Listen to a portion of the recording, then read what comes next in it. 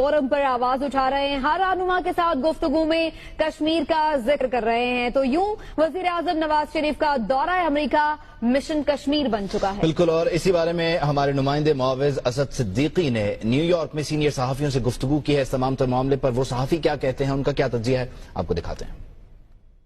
آج وزیر اعظم پاکستان میاں محمد نواز شریف کی امریکہ آمد کا دوسرا دن تھا اور انتہائی مصروف گزرا ہے۔ بائیلیٹرل میٹنگز ہوئی ہیں، آج پریس بریفنگ بھی ہوئی اعزاز چودھری صاحب کی جانب سے اور ایمبیسیڈر ملیہ لودھی کی جانب سے۔ تو آپ یہ بتائیں کہ مشن کشمیر میں کہاں تک پہنچے ہیں؟